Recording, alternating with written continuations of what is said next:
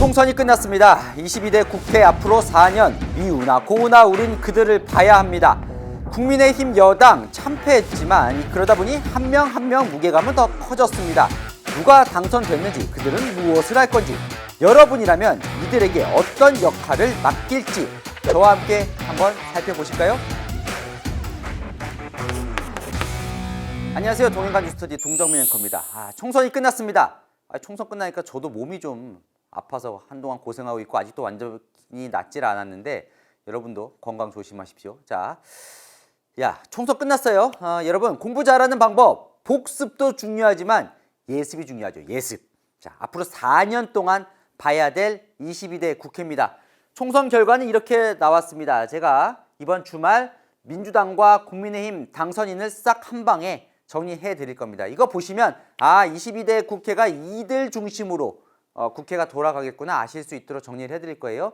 먼저 오늘은 국민의힘부터 해드릴 겁니다. 여당이니까요. 그래도 여당이니까 108석.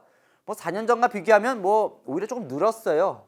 참패는 참패지만 이 여당은요 오히려 더 자세히 보셔야 돼요. 왜냐하면 의석수가 108석밖에 안 되기 때문에 그 한 명 한 명의 무게감이 더 높아졌습니다. 여당은요 자리가 많아요.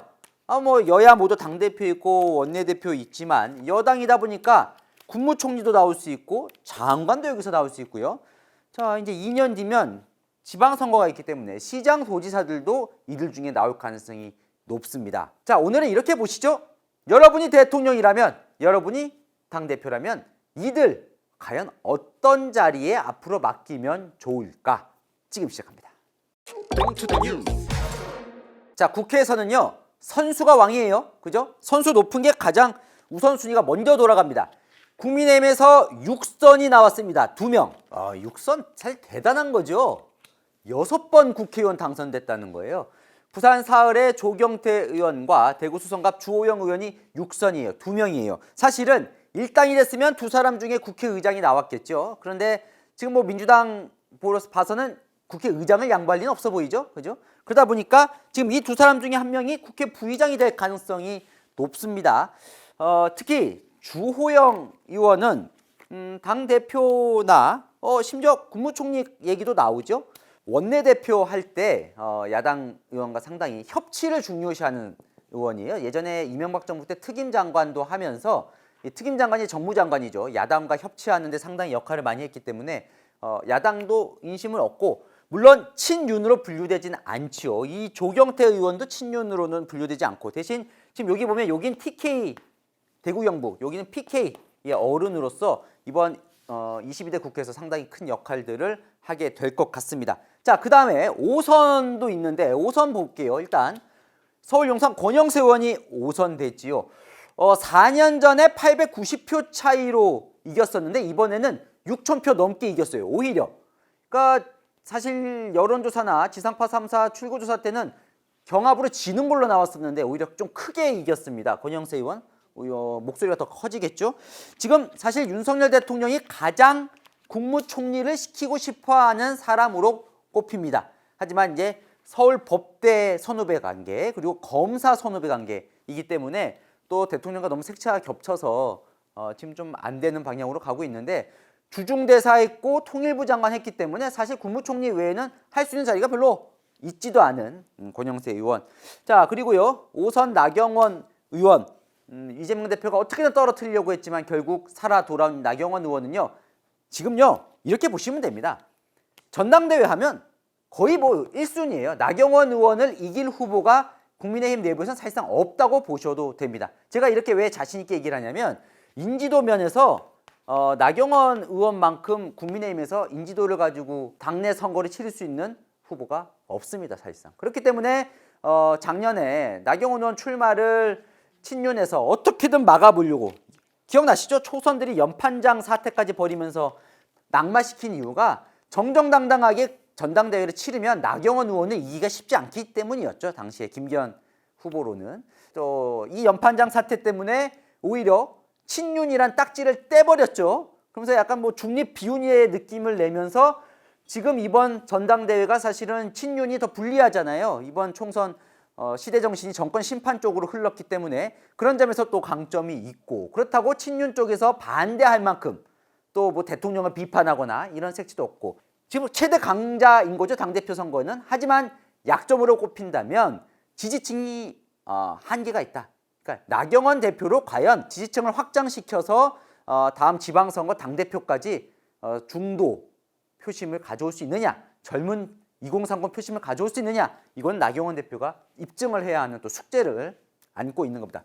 무난한 인사로 무난하게 당대표가 될 걸로 보이지만 그만큼 또 확장성에 한계가 지적되기도 하는, 나중에 뭐 지방선거 때는 서울시장 1순위입니다. 출마한 적도 있었고 대권 잠룡으로 불리기도 하죠. 나경원 의원, 뭐 이번 22대 국회 당선인 중에 가장 관심이 가는 인물이죠.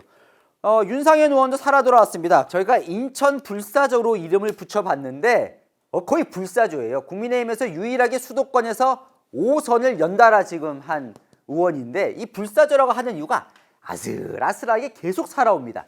4년 전에는 공천을 못 받아서 무소속으로 출마했는데 200표도 안 되는 차이로 살아 돌아오더니 4년 뒤에도 이번에도 1000표 간신히 넘는 차이로 같은 남영희 후보와 붙어서 살아 돌아왔죠. 친박이기도 하고 친윤이기도 하는데 또 지금은 대통령에게 쓴소리도 하는 약간 독고다이 스타일이에요. 네. 원내 수석까지 지냈기 때문에 원내대표로 출마할 수도 있지만 어쨌건 지금 쓴소리를 많이 하고 있고, 수도권 정당으로 가야 한다, 국민의힘은 영남당을 폭파시켜야 한다, 아주 과격한 얘기를 하면서 수도권 의원으로서 존재감을 드러내고 있습니다. 5선 권성동 의원이 살아 돌아왔습니다. 민주당은 강론도 한번 해볼 만하다라고 했지만 뭐 아주 압도적인 차이로 이번에 당선돼서 돌아왔고요.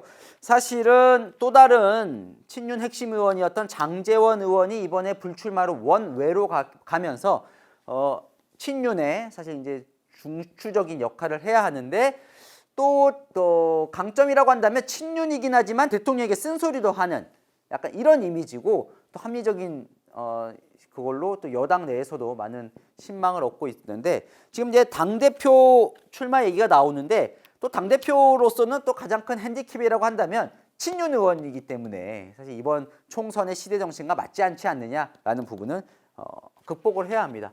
뭐 언제든지 장관을 맡을 수는 있겠죠. 예, 여러 가지 지금 자리에서. 자, 장제원 의원은 이제 원외로 가면서 뭐 비서실장, 뭐 정무수석 얘기 많이 나오는데 일단 지금 고사하고 있는 걸로 나오고요. 자, 또 살아 돌아온 김기현 의원 5선입니다. 사실은 윤석열 대통령은 이번에 불출마를 하는 전제로 당대표를 계속 했으면 했는데 오히려 당대표직을 버리고 출마를 선택했죠. 그래서 5선 살아 돌아왔습니다. 뭐 국회 부의장 후반기에 맡을 수도 있겠고 장관 역할도 맡을 수도 있겠지만 PK 쪽에서 또 역할을 할 수 있겠죠. 한 명 더 있어요, 5선이. 여기 지금 붙이면 안 되네요. 예. 조배숙 의원. 이분도 사실 힘들게 살아 돌아왔지요. 원래 민주당 계열에서 계속 전북에서 국회의원 했었죠. 그러다가 대선 때 윤석열 대통령 도우면서 전북 도지사로 출마했는데 떨어졌고, 이번 비례대표 처음에는 순위 밖에 있다가 한번 좀 엎어졌죠. 이철규 한동훈 비대위원장이 갈등을 빚으면서 너무 비례대표 순위 중에 호남 인사가 없다라는 이제 비판을 공천관리위원회에서 수용하면서 13번으로 여성 호남 출신의 조배숙 의원이 들어왔고 이번에 당선이 됐습니다. 그래서 5선이 됐어요. 예. 언제든지 장관 정도 할 수 있겠죠. 여성 장관으로서의 역할을 할 수 있죠. 윤석열 대통령과도 상당히 친합니다. 5선 보면요, 여기 이제 친윤 인사로 봐야 될 것 같고, 나경원 의원이 이제 중립 비윤으로 봐야겠죠. 윤상현 중립 비윤, 권성동은 친윤, 김기현 친윤, 조배숙 친윤. 이 두 사람은 중립 비윤. 이렇게 본다면 지금 이제 중진 5선 이상의 이제 큰 어른들의 역할로 보면 친윤 4명, 비윤, 중립 비윤 4명, 이렇게 좀 균형이 맞춰진 상황에서 5선까지 살펴봤습니다. 4선도 볼까요? 자, 4선으로 넘어갈 텐데요. 이번에 국민의힘이 3선 이상 중진이 많아졌습니다. 기억나시죠? 한동훈 비대위원장이 1순위로 경쟁력을 꼽으면서 다 공천 때 경선을 붙이다 보니까 인지도가 높고 지역에서 영향력이 큰 중진들이 많이 살아왔어요. 이들은 경륜이 있으니까 또 야당과 이렇게 뭐 싸우거나 할 때 더 경륜을 발휘해서 잘 싸울까요? 아니면 또 구태의연한 국회가 될까요? 이건 또 지켜봐야겠지만요. 어쨌든 많이 살아왔습니다. 4선 넘어갈게요. 4선 첫 번째 여기 이 인사부터 붙일게요. 경기 성남 분당갑의 안철수 의원. 전당대회 출마하면 당대표 후보로도 볼 수 있고 뭐 명실상부한 대권 잠룡이기도 하죠. 안철수 의원은요. 노선을 정한 것 같아요. 이제 완전히 비윤으로. 그래서 대통령에게 엄청난 쓴소리도 하고 의대 증원도 2,000명 그렇게 하면 안 된다. 뭐 지금 최상병 특검도 찬성하겠다. 막 이러면서 대통령과 완전히 각을 세우는 비윤의 노선을 지금 걷고 있습니다. 글쎄요. 당대표 선거 때, 전당대회 선거 때는 좀 불리할 수도 있는 노선일 수도 있지요. 어쨌건 당정 관계가 중요하기 때문에. 하지만 확실히 길을 정한 것 같아요. 인수위원장 지냈잖아요. 그죠? 기억나시죠? 대선 전에 이게 단일화하면서 국무총리 가능할까요? 아직까지 하마평에 오르진 않더군요. 자, 그런데요. 여기서 하나 짚어봐야 될 부분은 제가 3선 이상 중진 많다 그랬잖아요. 이제 4선 이상 중진이 여기서 끝입니다. 4선에서는 안철수 의원. 아까 제가 이제 5선 중에 나경원, 권영세 두 사람 얘기를 했는데 이게 참 수도권에 살아 돌아온 사람이 많지 않은 게 국민의힘의 가장 큰 숙제 중 하나입니다. 왜? 자, 보십시오. 당선인이 90명인데 그중에 3분의 2가 영남이에요. 그러니까 비영남이니까 이거 뭐 수도권만이 아니라 수도권, 충청, 뭐 강원 다 해서 31명. 그러니까 이게 뭐냐면 지방선거나 대선 때 비영남 수도권 표를 먹지 않으면 될 수가 없잖아요. 그죠? 이게 엄청난 국민의힘으로서는 숙제입니다. 영남당을 깨트리고 수도권 중도당으로 가야 하는 게 그렇기 때문에 이들의 역할은 이번 22대 국회에서 어마어마하게 중요할 수밖에 없는 겁니다. 여러분. 자, 그 다음부터는요. 4선을 지역별로 살펴볼 거예요. 왜냐하면 모든 인선이 지역 균형과 관련되기 때문이죠. 또 하나 중요한 지역이 바로 대구입니다. 정반대입니다. 왜? 여기가 보수의 본산이에요. 지지층의 본산입니다. 여기서 지지하지 않으면 절대 국민의힘은 지지율이 나올 수가 없는 거죠. 자, 대구의 본산 중에 4선이 2명이 됐는데요. 일단 대구 달서의 윤재옥 현재 원내대표지요. 이번에 4선으로 돌아왔습니다. 아주 합리적인 인사로 꼽힙니다. 야당에서도 그렇게 평이 나쁘지 않은, 협치를 상당히 중요시하는, 하지만 또 윤석열 대통령과 가깝고 그래서 친윤 쪽에서 당 대표로 또 거론되기도 하는데 가장 약점은 이제 인지도죠. 국민들이 잘 모른다는 거. 예. 경찰 출신이기도 한데 어쨌건 그 부분을 극복하지 못하면 사실 전당대회에서 자력으로 대표가 되기는 쉽지 않은, 하지만 당내 평가는 아주 좋습니다. 또 대구 서구의 김상훈 의원이 또 4선이 됐는데 대구시 공무원 출신으로 기재위원장을 했기 때문에 대구시장 차기 출마 가능성이 있고요. 원내대표 또 출마 가능성도 제기됩니다. 어쨌건 대구 인사이기 때문에. 자, 부산 경남을 또 볼 텐데요. 여기는 또 포인트가 많이 살아왔어요. 부산 경남에서 상당히 힘들 줄 알았는데 오히려 4년 전보다 더 부산 경남 시민들이 국민의힘에게 힘을 실어준, 그러면서 중진들이 상당히 많이 살아 돌아온 대표적인 인사가 이 인사지요. 네, 김태호 의원, 경남 양산을에서 김두관 의원 잡으려고 딱 자객으로 보냈는데 사실은 진다는 여론이 더 많았어요. 막판까지. 출구조사도 마찬가지고. 하지만 살아 돌아온, 또 경남 양산갑 문재인 평산마을에 있는 윤영석 의원도 살아 돌아왔고요. 경남 진주가 박대출 의원도 살아 돌아왔고, 부산 강서을의 김도읍 의원도 살아 돌아왔고요. 부산 진을의 이현승 의원까지 4선이 5명이나 살아 돌아왔습니다. 여기서부터는 뭐가 중요하냐면 원내대표를 누가 할 거냐. 여기 지금 원내대표 붙어 있지만 또 한 명은 사무총장을 누가 할 거냐. 이들이 여기서 나올 가능성이 높습니다. 왜냐하면 원내대표 선수가 중요하기 때문에. 근데 이 원내대표가 어마어마하게 중요합니다. 민주당이 지금 22대 국회 때 국회의장, 법사위원장, 운영위원장 모든 상임위원장을 다 가져오겠다고 하고 있는 상황에서 과연 그걸 다 뺏길 것이냐 아니면 일부라도 가져올 수 있느냐, 그 협상력을 가질, 어마어마하게 중요합니다. 원내대표가 되면 사실은 그 원내대표가 국회 운영위원장도 겸임하도록 되어 있거든요. 관행상으로는. 자, 보십시오. 이 중에서 원내대표 지금 현재 김도읍 의원 원내대표설이 상당히 나오고 있죠. 법사위원장 지내면서 또 평이 상당히 강단 있는 평으로 원내대표 얘기 나오고 있고, 박대출 의원도 정책위의장을 했기 때문에 지난 국회에서 원내대표 얘기 나오고 있고, 여기다 마찬가지고 또 사무총장 얘기도 나오고 있죠. 박재출 의원도 사무총장 문턱까지 갔다가 안 되긴 했지만 자, 이 사람들도 잘 봐주시고요. 또 강원 충청 지역에도 4선이 나왔는데요. 한기호 의원 그리고 박덕흠 이종배 의원도 4선 의원입니다. 한기호 의원은 미스터 쓴소리 장성 출신인데 대통령을 향해서 상당히 쓴소리를 많이 하고 있는 인사로 분류가 되고요. 박덕흠 이종배 의원은 뭐 충북지사 나온다는 설이 늘 있었고 이종배 의원은 정책위의장이 됐기 때문에 또 원내대표 가능성도 있고 이게 왜 지역을 잘 보셔야 하냐면 지금 어떤 지역 출신이 원내대표를 되느냐에 따라서 이 국회의원들이 표를 하거든요.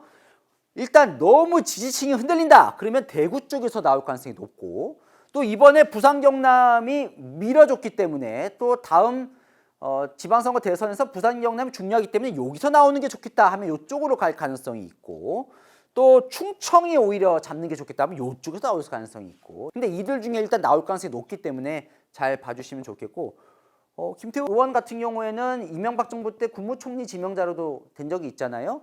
뭐 사실 당대표 출마 얘기도 나오고 또 다른 뭐 장관이나 이쪽으로 요직으로 갈 수도 있는 인물이니까. 자, 이 중에서 보시면 아까 여기까지 살펴봤고 여기 친윤이고 또 박대출 의원은 친윤으로 봐야겠죠. 그러니까 사실 친윤이 그렇게 많지는 않아요. 그렇다고 또 비윤으로 대통령에게 각을 세우는 사람도 그렇게 많지도 않아요. 요런 흐름이 있네요. 중진 중에는 오히려 친윤 세제가 그렇게 세진 않은 것 같습니다. 3선 가보겠습니다.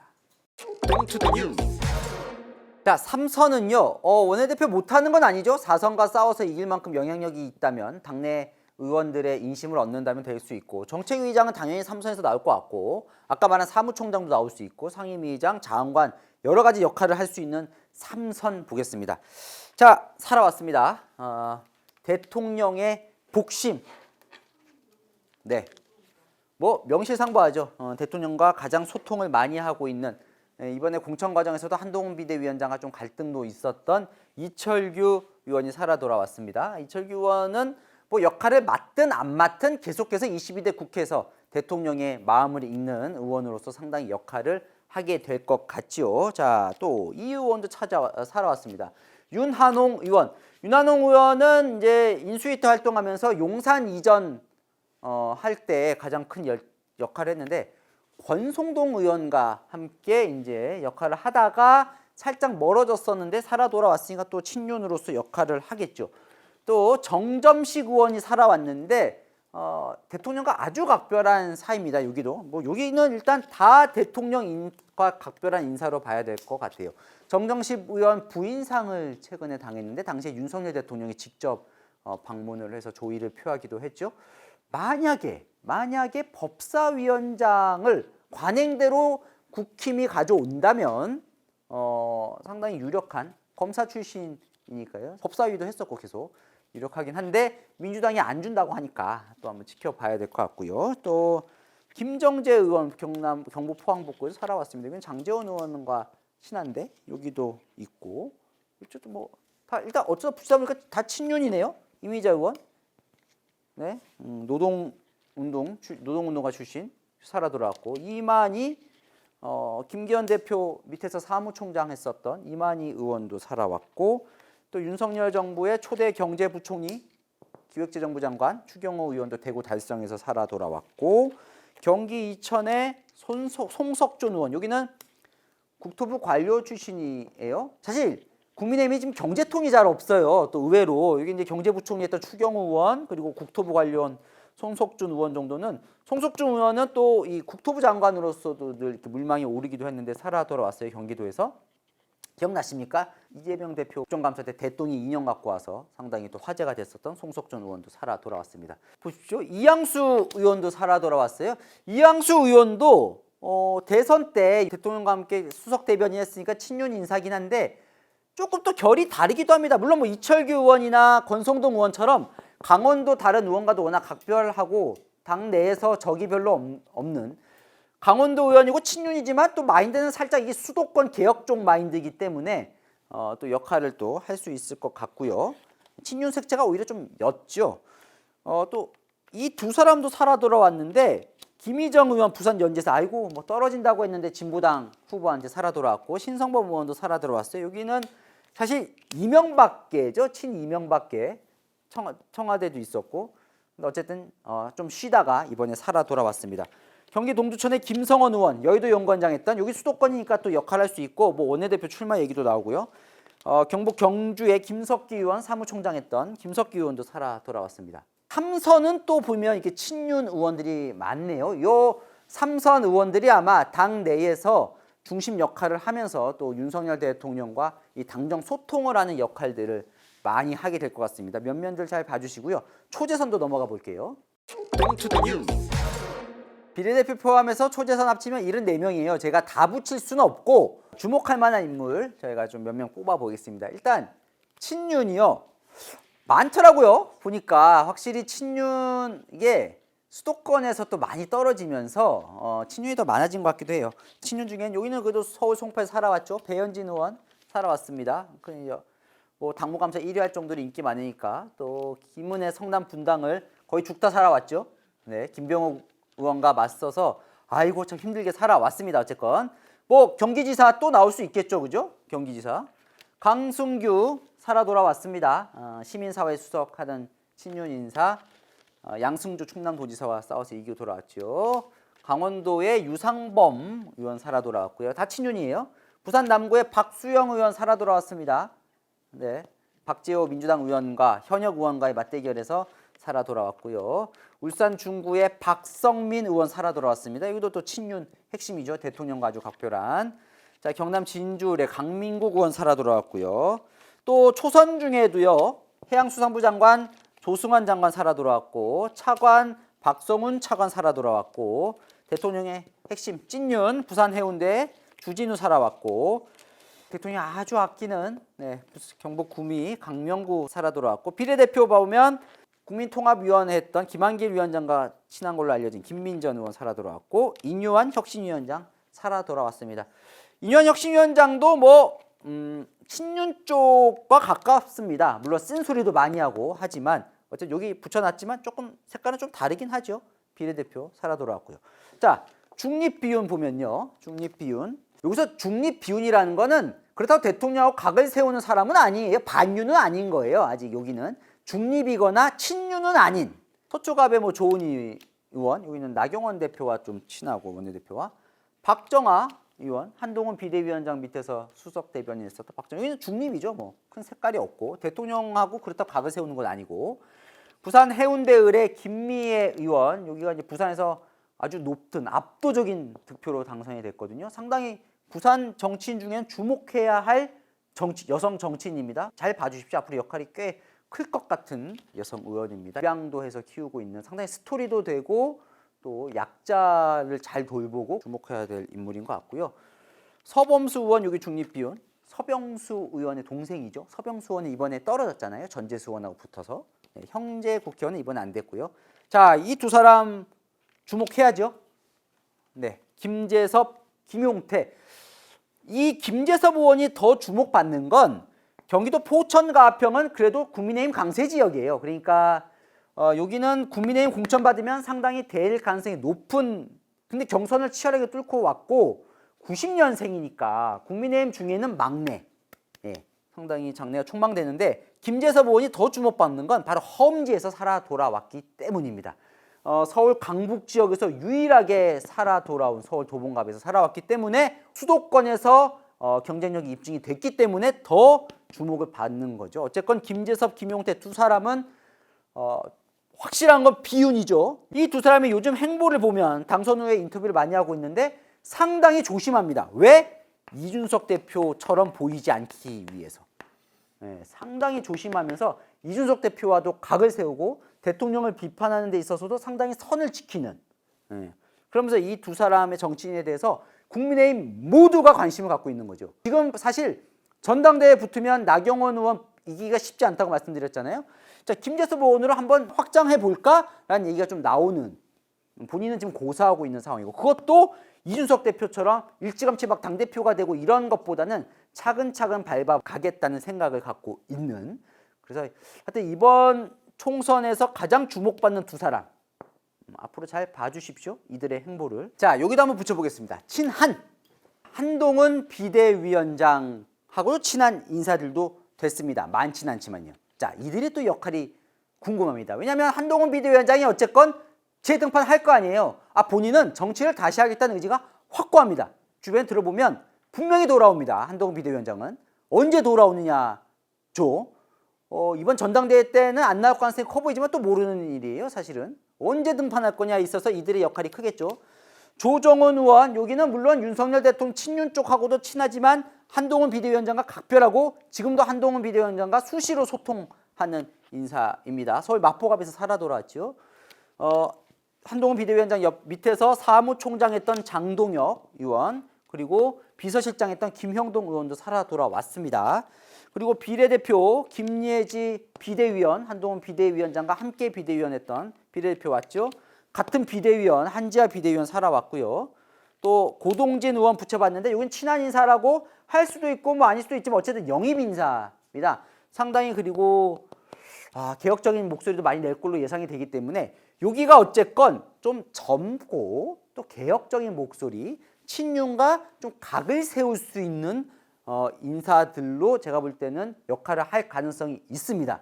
한동훈 비대위원장 최근 조사에 따르면 여전히 차기 당대표 지지층에서 압도적인 1위로 나오고 있고 차기 대권주자 국민의힘 어쨌든 잠룡 중에 1위죠. 물론 이번 총선 패배 책임으로 지금 잠깐 물러나 있지만 그 책임이 윤석열 대통령이 더 크다고 보는 국민의힘 내부 지지층 사이에서는 한동훈 비대위원장 한 150m 국회 앞에 늘어서면서 여전히 팬덤을 형성하고 있기 때문에 무시 못하는 대권 잠룡입니다.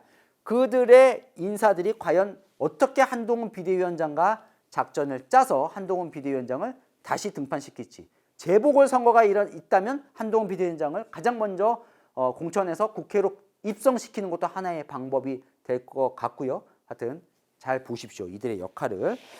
마지막 마무리 짓기 전에 이것만 좀 보죠. 오세훈 서울시장. 지금 국민의힘 내부에서는 대권 잠룡 중에 한동훈 비대위원장과 함께 가장 앞서 있는 인물로 평가받는 인사죠. 오세훈 서울시장 지금 조용히 있지요. 네. 하지만 이번에 좀 총선 때 오세훈 서울시장 측근이 아무도 당선이 안 됐습니다. 네.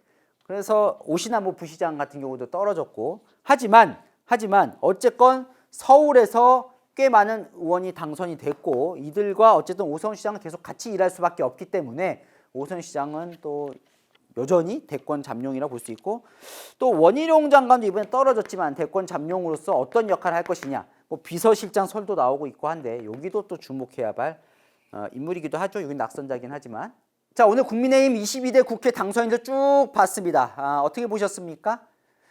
보면 친윤이 많아 보입니다. 그죠? 하지만요 모릅니다. 왜 모르느냐? 자 보십시오. 민주당 4년 전에 다 친문이었습니다. 근데 4년이 끝나가는 마무리는 어떻게 됐어요? 상당수가 친명으로 넘어왔지요. 자, 국회 정치 권력은 그런 겁니다. 4년이에요, 임기가. 근데 주목해야 될 거 윤석열 대통령 임기보다 이들의 임기가 더 깁니다. 윤석열 대통령이 공천의 영향력을 전혀 행사할 수 없는 국회의원들입니다. 이들이 과연 끝까지 윤석열 대통령과 함께 갈 것이냐? 그 사이에 만약에 차기 권력이 반윤으로 넘어갔을 때 과연 이들이 여전히 친윤일 것이냐? 모르죠. 또 이들 중에는 또 윤석열 대통령이 부름을 받고 또 통합이나 이런 차원에서 장관으로 갈 수도 있는 거고 4년 동안 많은 일이 일어나겠죠. 네. 뭐 또 막상 보니까 흥미진진해 보입니다. 22대 국회 어떻게 될지. 내일은요. 압도적인 다수가 된 민주당의 22대 당선인 살펴보겠습니다. 네, 복잡한데 궁금한 이슈 댓글로 남겨주시면 제가 대신 풀어드리겠습니다. 아시죠? 평일 오후 7시엔 뉴스에이, 주말 오후 3시엔 동인가 뉴스터디. 오늘 순서 여기까지입니다. 감사합니다.